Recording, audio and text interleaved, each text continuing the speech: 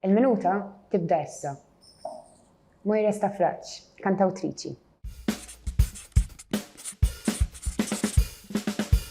How would you describe yourself? I'm a very colourful person. Were you always into singing? I was, yes, from a very early age. I had a nun, she was my music teacher, and she actually discovered my voice. So would you say that singing was your outlet for self-expression? It was in a way, yes, of course, but acting was too. And then came the guitar. And what gave you the most satisfaction throughout this journey?